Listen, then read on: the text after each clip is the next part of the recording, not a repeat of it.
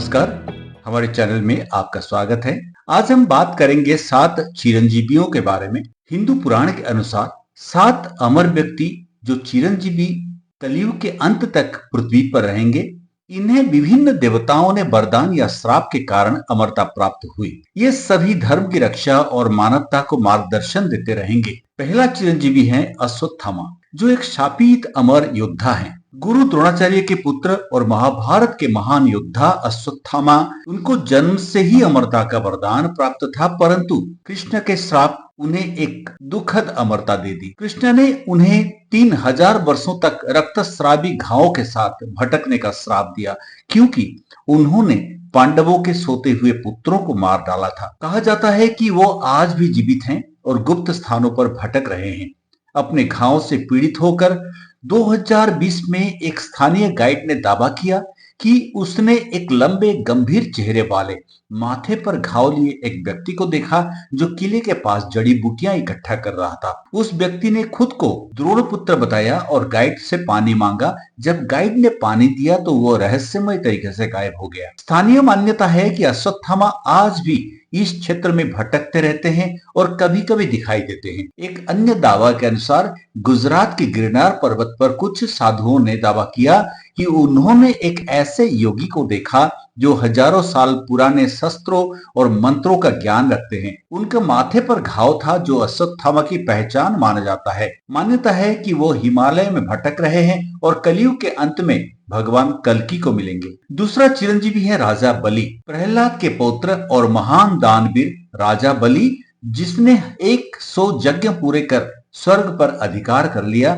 विष्णु ने वामन का रूप लेकर उन्हें 3 पग भूमि मांगी। वामन ने तीनों लोक नाप कर बलि को पाताल लोक भेज दिया। बलि की दान वीरता से प्रसन्न होकर विष्णु ने उन्हें एक वरदान दिया। कहा कि तुम सदैव पाताल में राज करोगे। हर वर्ष ओणम के दिन तुम पृथ्वी पर आकर अपने प्रजा को देख सकोगे। केरल में ओणम त्योहार बलि के स्वागत में मनाया जाता है। मान्यता है कि बलि आज भी पाताल में राज करते हैं। तीसरा चिरंजीवी है वासुदेव। उन्होंने 4 वेदों ऋग्वेद, यजुर्वेद, सामवेद, अथर्ववेद को व्यवस्थित किया, जिसमें ज्ञान सुरक्षित हुआ। 7 चिरंजीवियों की सूची में व्यासदेव का नाम प्रमुखता से लिया जाता है। श्री कृष्ण के आदेश पर उन्होंने महाभारत रचना की। 18 पुराणों की रचयिता है व्यासदेव, जो धर्म का आधार है। उन्हें विष्णु का अवतार माना जाता है। जैसे नारायण के 24 अवतारों में से वो एक, ऐसा मान्यता है। श्री कृष्ण ने उन्हें युगों तक धर्म का प्रचार करने का वरदान दिया। व्यासदेव कलयुग के अंत तक जीवित रहेंगे। परंपरा के अनुसार हिमालय या बद्रीनाथ में निवास करते हैं। कुछ मान्यताओं के अनुसार वे अदृश्य रूप में भक्तों को दर्शन देते हैं, विशेषकर ज्ञान की खोज करने वालों को। महाभारत के बाद भी उनके होने के प्रमाण मिलते हैं। जैसे आधुनिक काल में व्यासदेव के दर्शन बद्रीनाथ धाम के पास कुछ साधुओं ने एक जटाधारी ऋषि को वेद पाठ करते देखने का दावा किया है। हिमालय की गुफाओं में रहने वाले योगी कहते हैं कि व्यासदेव अभी भी तपस्या में लीन हैं। व्यासदेव ने केवल चिरंजीवी हैं, बल्कि सनातन धर्म के स्तंभ हैं। उनकी अमरता ज्ञान और धर्म की अमरता का प्रतीक है। चौथा चिरंजीवी है हनुमान जी, जो राम जी के परम भक्त हैं। रामायण के प्रमुख पात्र और वानर सेना के नायक हनुमान जी चिरंजीवी में माने जाते हैं। श्री राम चाहते थे कि हनुमान सनातन धर्म और रामायण की गाथा को अमर बनाएं। हनुमान जी को कल्प कल्प तक यानी युगों युगों तक रहने का आशीर्वाद देकर उन्होंने यह सुनिश्चित किया कि राम भक्ति और आदर्शों का ज्ञान सदैव बना रहे।